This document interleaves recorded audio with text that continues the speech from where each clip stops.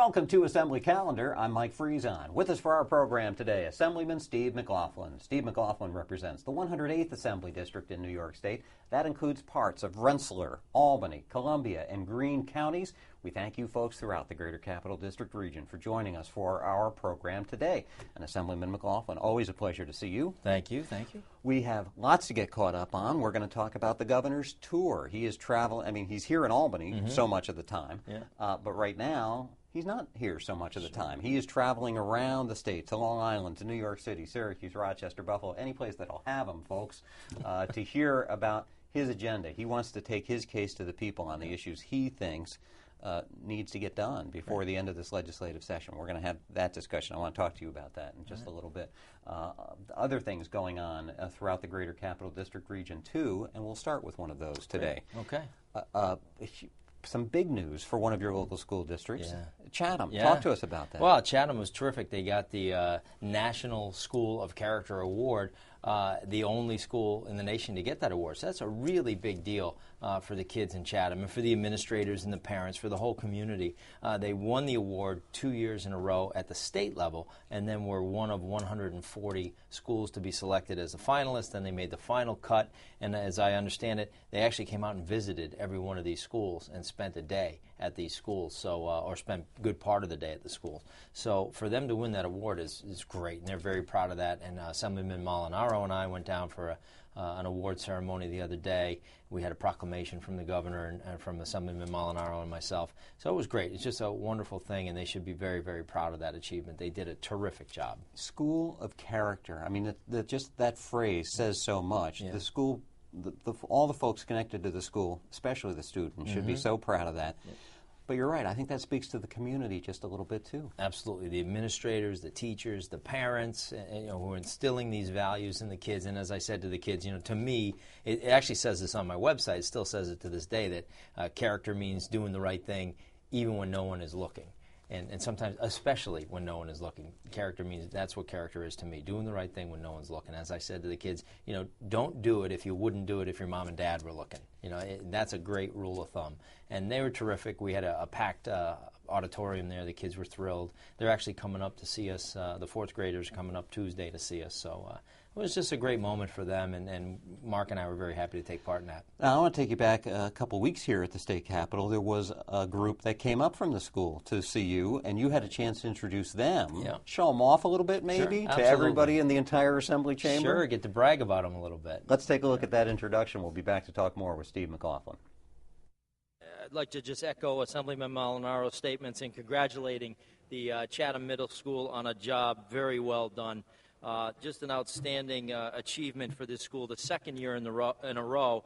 And two of their administrators are here among many, but Principal Gordon Fitting and Vice Principal Larry Baroud have also been recognized with the Leadership in Character Education Award. So just an outstanding job by the kids and the administrators at this school. And I'd just like to recognize we have 5th, 6th, 7th, and 8th graders here. They've done an outstanding job. They earned the accolades very, very much, and we're very pleased and proud, Assemblyman Molinaro and I, to be representing Chatham, and very happy for these kids and their administrators, and I'd like to ask you to extend the cordialities of the House. Certainly, thank you. On behalf of Mr. Molinaro, Mr. McLaughlin, the Speaker, and all the members, it's a great pleasure to welcome you here to the Chamber.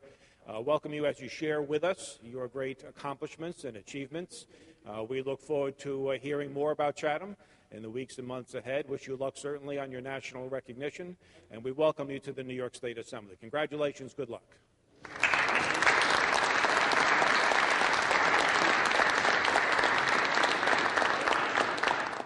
I was going to say, that's a group that could have won the award based on their looks. It's a good-looking group. Good-looking group of kids. But no, they didn't. They got that award on their character, and that was the middle school. Middle school. And you know what's special about that? No, they just a great job, but Gordon and Larry, the principal and vice principal, are retiring at the end of this school year, so what a great way to go out. They just did a terrific job with the kids and all the teachers. They should just all be very proud. That's to be the only school in the country to get that award is really very special. And they got the fourth graders. They're going to be coming, and that's the group that learns about how New York State government works, right? Or doesn't work. I mean, hopefully we teach them about how it works, but they're coming up. What a slick segue into our next segment, which is about those undone issues left here for the state legislature. I talked earlier on about the governor and his tour of the state and how he is pushing his own agenda. Right. Let's talk about some of the items on the governor's agenda. There is ethics reform. Mm-hmm. There is a property tax cap. Yep. He's talking about pension reform. I guess maybe that ties in with the ethics reform. Well, I think it does. I mean, for me, they're all issues that I'm very focused on. I ran on ethics reform. I ran on a property tax cap, so I'm right with the governor. Let's get it done. Wasn't very thrilled to see the governor say that the legislature doesn't want to pass ethics reform. That's just not true. I mean, I'm ready to sign the bill. Let's get the bill on the desk. And let's go. I'm ready to disclose. I've disclosed all my outside income. I have nothing to hide. I don't think most members do, and I think those that don't want to disclose, there just might be a problem there. So I think it's time to lay the cards on the table. Let's have the vote. We need the tax cap. We need ethics reform, and we certainly need pension reform. The governor's right when he says it's unsustainable. We all talk about that all the time. This is unsustainable. Well, then why do we keep doing things to try to sustain something that we know is completely unsustainable? So my perspective on it is, let's go. Let's stop talking about commercial fishing of seahorses. Let's stop talking about private testing of wells. Let's get to the meat of the issue, and let's go. We got to get this stuff done before the end of session. Or I think the criticism is going to be that this session was only halfway done and really wasn't that successful of a session. We got the budget done on time. Great. Well, that was March. What have you done for us lately? We need to get these things finished before we break for the year. Those are a couple of the bills that have come up before the legislature, along with the expiration dates on sunscreen bill that's been making the rounds here in Albany for many, many years. Right. You talked about the governor painting the legislature with a rather broad brush, that Right. the legislature doesn't necessarily want to get these things done. There are some who are calling his tour of the state the prod the legislature tour. Mm-hmm. Would it be more accurate maybe to say it's the legislative leadership maybe who are kind of holding back on that idea of ethics reform? Yeah, I think that's an accurate description of what's going on here. The governor said he doesn't want to make it personal. Well, why paint it with such a broad brush? Make it personal.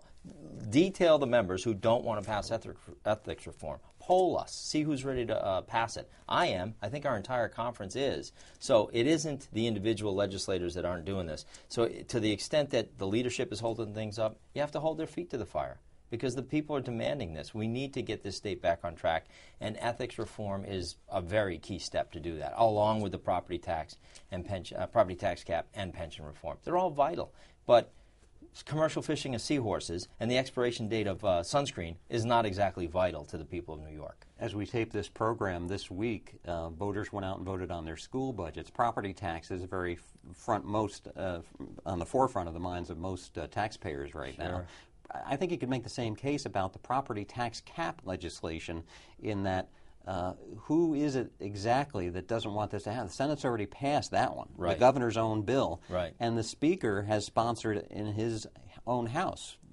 But we haven't seen that come out for a vote yet. It doesn't do us any good until we get to see it and vote on it. So getting a bill out there is one thing. Submitting a bill is one thing. Getting it to the members' desk to vote on, that's where the rubber meets the road. And we haven't seen it. And really, for us, it's very frustrating because there's nothing that an individual legislator can do other than to kind of make noise and yell and scream about it, but we cannot force the issue to get to the floor. But it has to be done. So I think the governor's right to do what he's doing and call attention to the issues because the people are demanding it. And as I said before, I think this session will be viewed, in a sort of a halfway done type of lens if we don't get this stuff done. You're not the first rank and file member of the legislature I've heard make this kind of complaint about the way the leadership system is set up here, that there is such amazing control on the part of the Speaker of the Assembly, of the Senate's majority leader. There's been occasional talk about maybe changing the rules of the houses, the way that works. Is that something that you think should be looked into? Without question. I would be willing and clearly an advocate for term limits for the leadership. You could talk about term limits for all of us. That's one thing to talk about as well. But certainly there should be term limits for the leadership. You shouldn't serve more than 8 years, is my opinion. If the president gets 8 years, that should be good enough for the leader of the Senate or the Assembly. Nobody on either side of the aisle should sit there for 20 to 25 years. It's way too much power concentrated in the hands of one person, especially the way this place is set up, where it does tend to be 3 men in a room, and that's got to change. So I'm on board with that as well. Let's get that to the floor. I'm happy to sponsor that legislation, but I don't think we'll see that get to the floor. You mentioned as one of the bills that has been taken up in recent weeks the testing of private wells and homes. You got up and spoke on that. Can you explain for us a little bit exactly how that bill, what it would do, the one that was brought to the floor? Yeah, basically, in a nutshell, it would mandate that before you close on a real estate transaction, if the house or building is served by a private well, which so many homes in upstate New York are, it would mandate that you have your well tested. The problems with the bill are it's really going to cause a real hardship to get some of these real estate loans closed. And I'm in the mortgage business, so I know exactly what I'm talking about there. And the sponsor kept insisting that it would be only 10 days to get a well tested. That's what it is now when it's not a requirement. What's it going to be like when you have a few million transactions in the pipeline? The fact is we have 60 days to get a real estate transaction closed, or you lose your rate lock. Well, rates are very good right now, but at the end of 60 days, what if they're not 5% for a 30-year fix? What if they're 6 or 6.25? You could really have the situation where the people can no longer qualify to buy the home of their dreams. They can't qualify because the rate jumped. So, although, as I say, the bill is well-intentioned, it's a very flawed piece of legislation. Well, I can see it now. One side of the potential homeowner's head is already thinking about how high their property taxes are going to be. The other one's got to be thinking, oh, we're going to get the home closed on time in order to get that rate that we want. Absolutely. Let's take a look at some of the remarks that the Assemblyman said when that bill came up for debate on the floor. We'll be back to finish up today's Assembly calendar. While I believe this bill is well-intentioned and it's a great idea to have your well tested, I would expect anybody, and I would advise any of my clients that are purchasing a property that's operating off of a private well to have their water tested. I don't believe that we need to make that mandatory throughout the state of New York, and I do have a very real fear that 10 days is an unrealistic time frame, and we have difficulty sometimes getting loans closed within 60 days, as does every bank, just because of the process that we have to go through and the already onerous requirements. So while I think it's a great idea, and I would certainly encourage all my clients to do it, I think that it's a free market, a product of the free market that needs to take place, and I don't think that the state needs to be mandating it. I also don't think that it is without cost to the state of New York, because we will certainly be providing DEC reports and everything else. And I also wonder about the fact that what we're really saying in this bill is if you're selling the house, you can't potentially sell it. It may squelch the deal if it's a polluted well. But if you're living there, that's perfectly okay to have a polluted well. I don't understand the logic of that because there's no remediation contained in this bill. So while I agree it's a very well-intentioned bill, I would encourage all of my clients to get their well tested. I don't believe it should be a mandate from the state. Thank you very much. Well, that's just it. If you're selling the house, if the house changed hands, you're going to get the water tested. Okay, that makes sense at a certain level. Yep.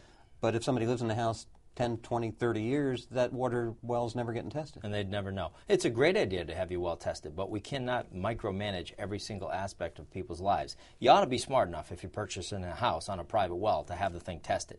It should not be a government mandate. Also, as I said, no remediation. So if you're living there and it's polluted, that's fine, but you just can't sell it. It just doesn't make any sense at all. And it's really going to bog the system down.